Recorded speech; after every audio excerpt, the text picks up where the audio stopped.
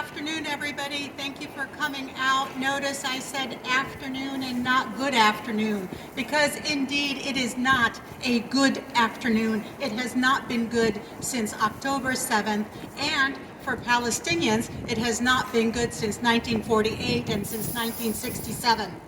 We are Jews and Palestinians from Oregon, Palestinian Americans, Jewish Americans who stand here side by side and hand by hand to speak with one voice, and that voice is clear.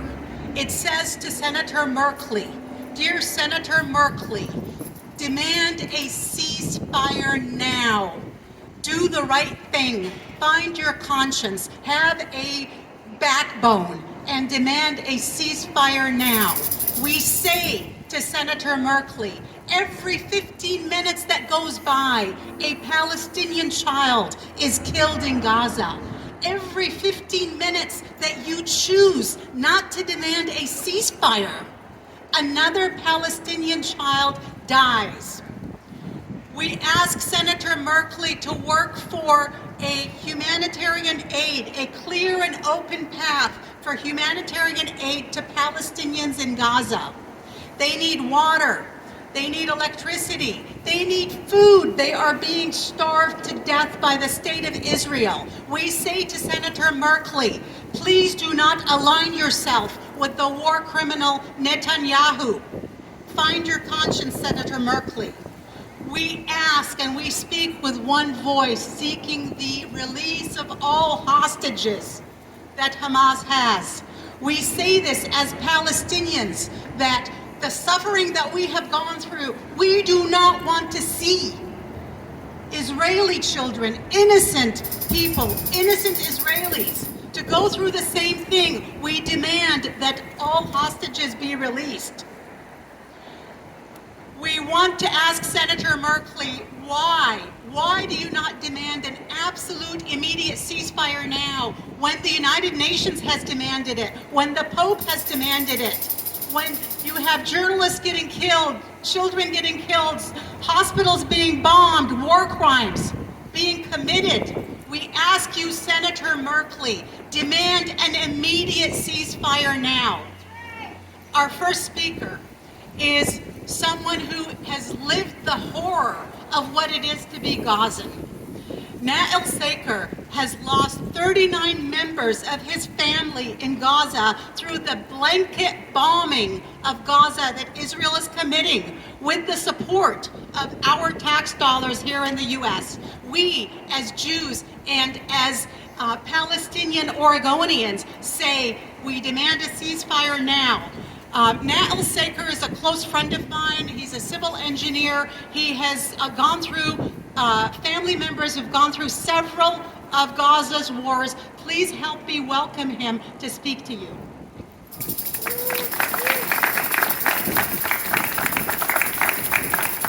Afternoon, everybody. Same as Hala said, we don't have a good day. We don't have a good afternoon. My name is Nael.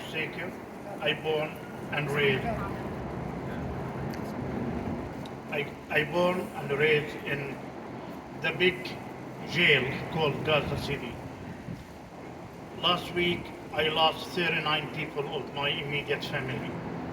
My cousin, Laila, along with her sister, along with their husband, children and grandchildren, all of them died in one rocket of our taxpayers that sent to Israel. I have another family member that I contact with them whenever chance. They have no food, they have no water. My nephew, last night when I called and he answered, he was crying. He said, I don't have any food or any water to feed my kids. He has four young kids that he cannot feed. Bombed all over Gaza. Massacre had been done. Genocide, ethnic cleansing. This is not fair.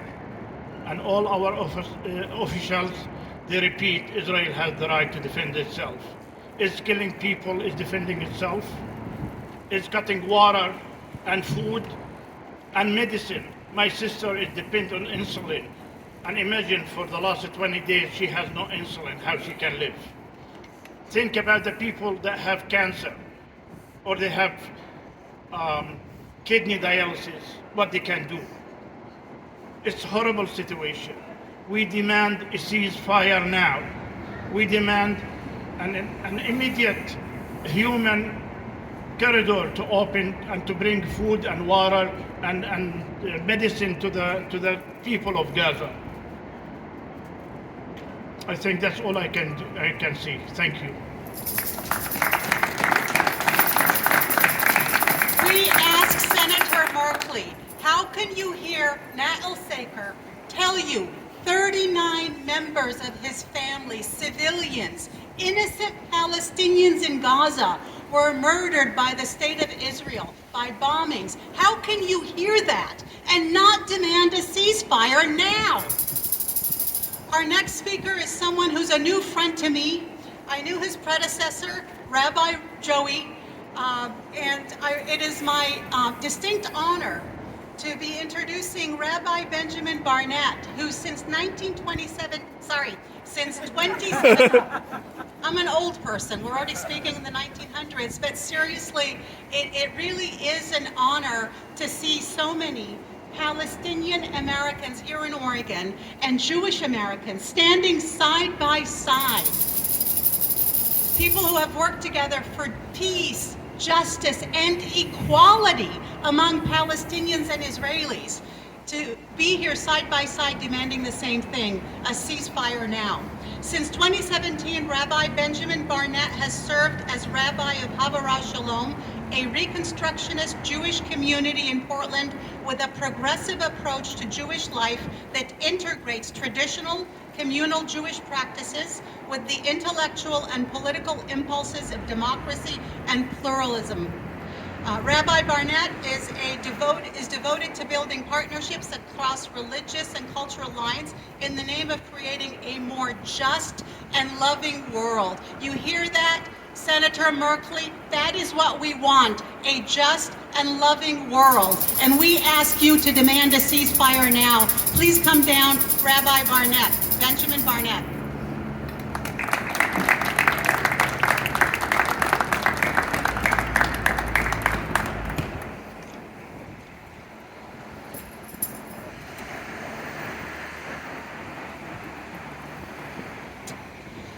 I'm the Rabbi of Havara Shalom here in Portland, and while I know many in my community are aligned with me in what I'll say, I speak here in this moment for myself.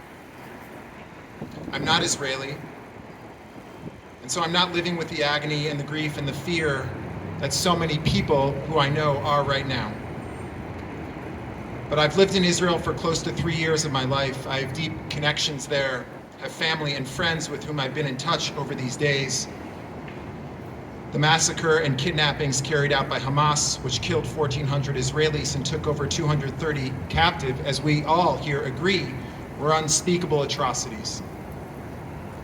As a community leader, I support and accompany many people with close ties to Israel, some of them much closer than mine, immediate family members, dozens of extended family and dear friends. Members of my community lost loved ones and had loved ones taken captive. Many of us have close family and friends in Israel who are grieving, who are terrified, whose lives have been upended by the horrors of October 7th and the days since.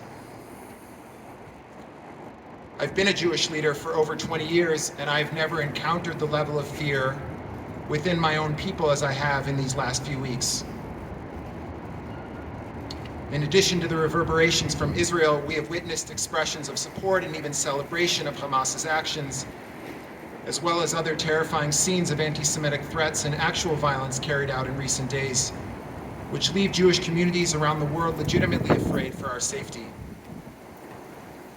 All this in the context of the very real generational trauma that we as Jews carry collectively, and that so many of us, including many of us right here in Portland, carry personally through our own family's stories, has left me feeling that something has been shattered among our people. It has been heartbreaking to witness and accompany my community in this time. During my years of living in Israel, I have also spent extensive time in Palestinian communities in the West Bank. I have been honored to have Palestinian people, teachers, social workers, businessmen, university students share their stories with me in schools, in their living rooms, and I made the commitment early on that I would not take those stories lightly. I hold them with me now as I do my best, as horrific as it is, to conjure in my mind and heart what life is like right now in Gaza.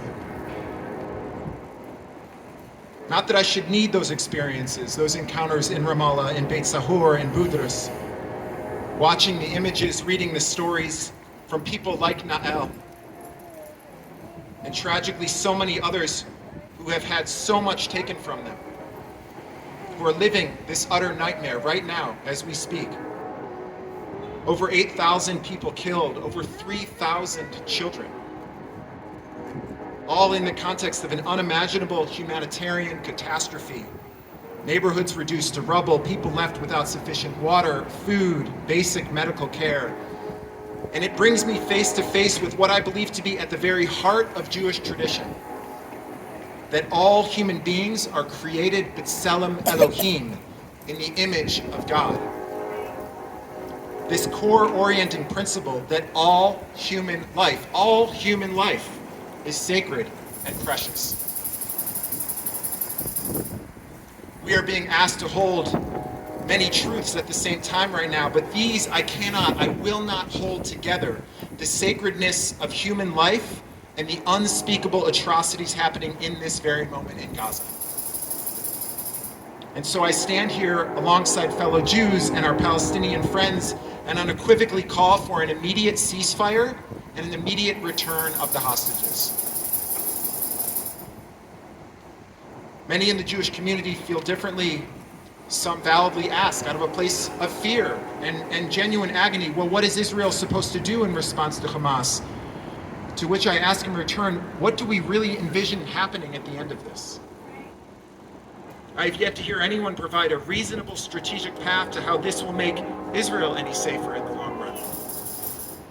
How will this not result in a more violent and rage-filled resistance movement that will not make Israel safer, but actually the opposite? So I say, from a moral human place, and also with Ahavat Yisrael, with love for my people, ceasefire now, immediate return of hostages, international engagement and cooperation toward a path to genuine safety and freedom for Israelis and Palestinians. As this is a fragile time in the Jewish community filled with fear and grief and anger, it is, to say the least, that as well for Palestinians throughout the world. So it is powerful to be standing here today with our Palestinian partners together as Jews and Palestinians with a shared voice, recognizing that the safety, the freedom, and the dignity of Palestinians and Israelis are intertwined. May we live to see the day when we all share in that vision. Let us begin with an end to the violence now. Thank you.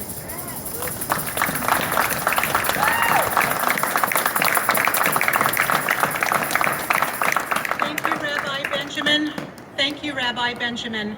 I want to say as a Palestinian that we stand next to you and support you in helping you against the fear of true anti-Semitism that is running more rampant now because of Israel's actions. We understand the fear. We as Palestinians live fear. We understand, and we don't want to minimize in any way, shape, or form the horrific acts that Hamas has done that have led to more actions against Jews and against Israelis. We stand with you. We want you to know that you have in us a safe harbor that says we as Palestinians will not put up with any kind of anti-Semitism. We ourselves are Semites, but I understand there is anti-Jewish Semitism that we are against. We want to see the hostages freed and brought home to their families. We Palestinians have suffered enough. We understand your pain. We don't want Israeli moms to not have their children home at night. We understand.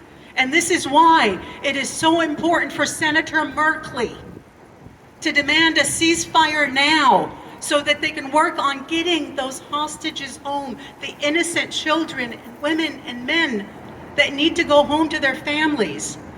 And then we can focus on what happened to Palestinians 75 years ago, what happened to us in 67, what is happening on a daily basis under the apartheid Israel regime. Senator Merkley, it is a shame that you align yourself with Benjamin Netanyahu.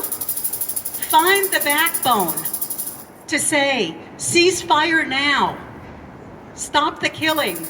The next person who is going to speak to you is someone who I've known for many, many years. I refer to him as Dr. Joel Beinin. Joel Beinin has worked for peace, justice, and equality for decades between Palestinians and Israelis. Dr. Beinin is the Donald J. McLaughlin Professor of History and Professor of Middle East History Emeritus at Stanford University.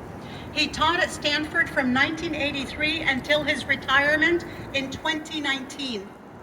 From 2006 to 2008, Dr. Beinin has served as Director of Middle East Studies and Professor of History at the American University in Cairo. In 2002, Dr. Beinin served as President of the Middle East Studies Association of North America. I refer to him as Joel, so allow me this. Joel and his wife lived in Israel from 1970 until 1973, when my family left the state of Israel to provide us a place where we would not be discriminated against, where we would not be second or third class citizens. Didn't work out so well sometimes, but for the most part. Dr. Beinin has returned for periods of extended residence and research many times since. His parents, brother, and sister emigrated to Israel in 1973. This hits really close to home for Joel Beinin. His brother's older daughter, Liat, and her husband, Aviv, were members of kibbutz near Oz when it was attacked on October 7th. They have been taken hostage. Liat's older sister, Tal, lives in Portland. Please put your hands together for Dr. Joel Beinin.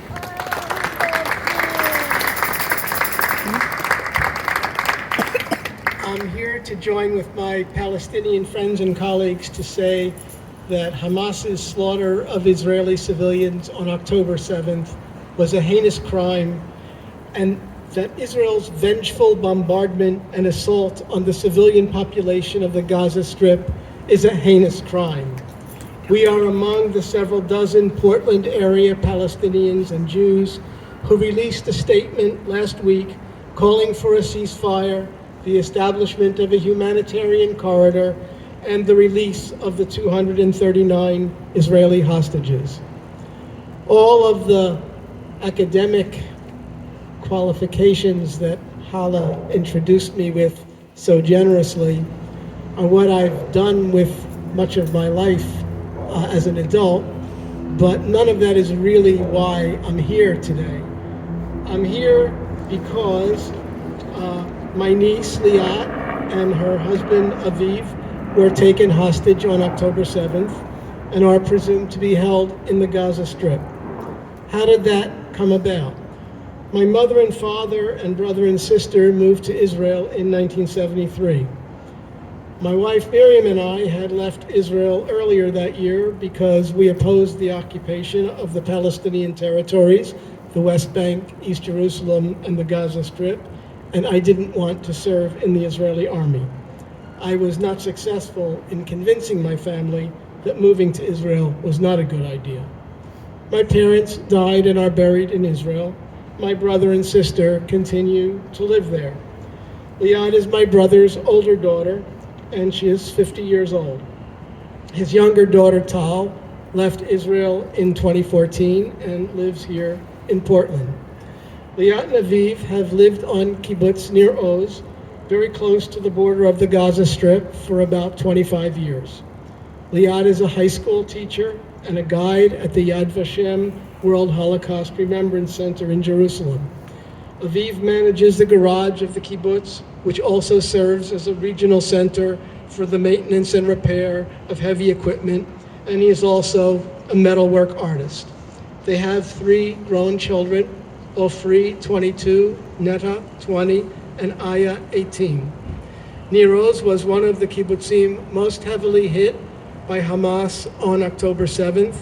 A quarter of the roughly 385 residents were killed, taken hostage, or are missing. Israel was established in 1948 on the ruins of Palestinian society. 750,000 Palestinians were expelled or fled in fear from their homes and lands. In 1967, Israel occupied the West Bank, East Jerusalem, and the Gaza Strip, as well as the Egyptian Sinai Peninsula and Syrian Golan Heights. Even before the 1967 war was over, influential currents in Israeli society sought to annex all or part of those territories. Since 2007, Israel has imposed a harsh siege on the Gaza Strip, illegally inflicting collective punishment on its 2.2 million inhabitants, about 70% of whom are refugees from the 1948 war. The siege is so severe that Israel actually counts the calories it allows into Gaza to ensure that people do not starve but are unable to flourish. The economy is crippled. About 50% of the population are unemployed. 70% are food insecure and rely on international assistance. The United Nations Conference on Trade and Development predicted that Gaza would become uninhabitable by 2020. None of this justifies the horrific massacre of civilians that Hamas carried out on October 7th. That was a war crime, and it is utterly unacceptable by all moral standards. Hamas's actions, although undertaken in the name of resisting occupation, will not lead to the liberation of anyone. Hamas's actions on October 7th do not justify Israel's massive bombardment and ground assaults, which have led to over 8,000 deaths, 19,000 wounded, and at least 3,340 dead children. Over 40% of all the dead in the Gaza Strip since October 7th are children. The mass murder of Palestinian civilians in the Gaza Strip is an illegal act of collective punishment and a war crime. It will not make Israeli Jews safer. I do not want one more Palestinian civilian to die in revenge for my family's pain. It must stop. Thank you.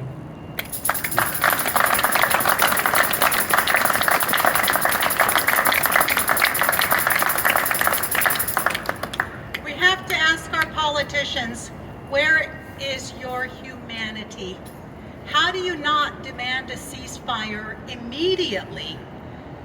Hearing what you just heard now, seeing what you see on the news, seeing dead Palestinian children, seeing dead Israelis, how do you choose to work with Netanyahu to blanket bomb Gaza? How do you choose that? How do you not pay attention to the pain of Jews here saying, we are in fear? How do you choose not to do the right thing, Senator Merkley? We will be going up to Senator Merkley's office to deliver our message, our letter. If there are those who have questions, our speakers are here to answer them. Nothing is off limits. You can ask us anything. We stand here as Jews and Palestinians, hand in hand, saying, we demand a ceasefire now.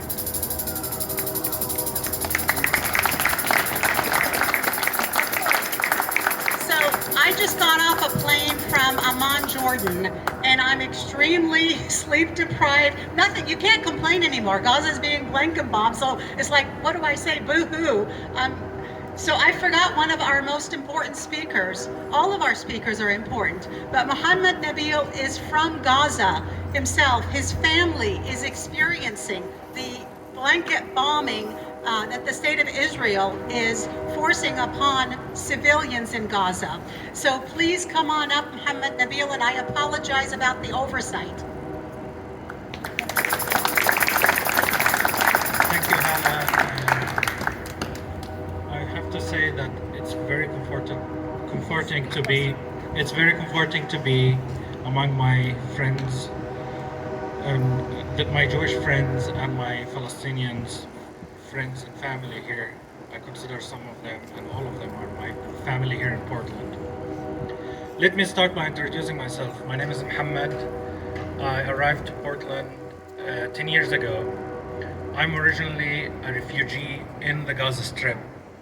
My family has came from Jaffa and from Ramla during the 1948 catastrophe that we call in Palestine the Nakba, which basically most of the Palestinians who live right now in Gaza are actually refugees. 70% of the Palestinians who live in Gaza right now are actually refugees from Palestine during the Nakba in 1948. Since October 7 till now, my family have been subject to extreme horror and extreme hardship that to find the words to describe it is impossible. I will do my best, but I genuinely could not find more words than when I was talking to my father yesterday and found his voice is unable to be clear. I was asking him, what's happening? What was your voice? He was telling me that the air is full of rubble. Our voices, our breath is being congested. We cannot breathe very well. There is no water. There's no drinkable water in the house. The only way we can do it is by boiling the current water that we have in order to be able to drink it safely. He is not being able to sleep. He told me literally that we are able to sleep only because we fall down from being tired. And we walk in terror on a sound of bombardment every single minute. I was talking to my sister this morning and I was checking in and seeing what's happening. They told me that for the last 4 days they did not have cooking gas in the house. The only way they're able to sustain 35 people in our small home who have seeking shelter from the Gaza Strip, from the northern side of Gaza, is by going around the destroyed homes and collecting the wooden furniture scraps and bringing them home and use them for firewood in order to cook food. This is the reality that's happening in Gaza. Over the last, God knows how many days, I don't keep count unfortunately because I don't have the luxury to do that. But my neighbors have been subject to an extreme airstrike that took over their house all of their lives. The only survivor was like a 6-year-old child that is unable to basically find love from now on because all of her family members have been taken. I wish I can find more words. The situation is dire. This airstrike took my 14-year-old cousin's arm because his only crime was being in the street while the airstrike was hitting our neighbor's house. Food, fuel, medical supplies are rationed and basically non-existent. The news coming from home is that the healthcare system in Gaza is collapsed. So it doesn't take a genius to realize that this situation is dire. And I have one question to Jeff Merkley and our elected officials. Till now, we have more than 8,000 people in Gaza have lost their lives. We have more than 19 people have basically had their life being affected by being wounded. My question is how many more blood do we need to wait to see in order for you to take action? Our message is clear. We need ceasefire now, and we need humanitarian aid now because people are dying and being martyred. Thank you.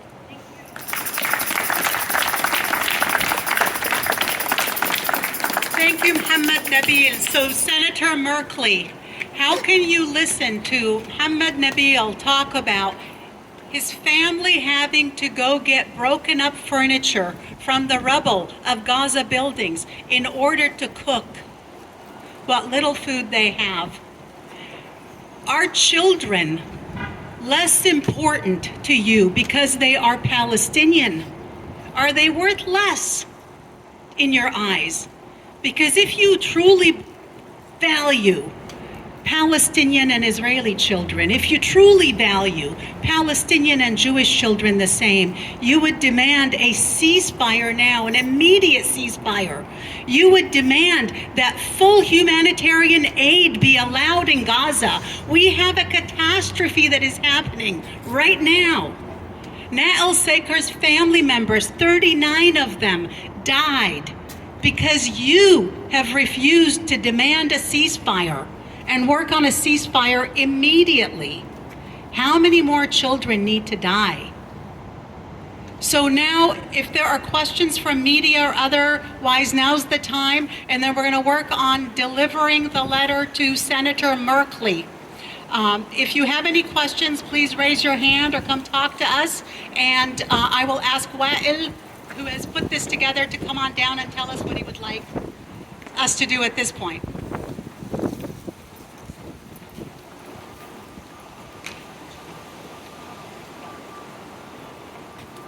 Let's first take a moment and see if there's any questions. Go ahead. Okay, babe.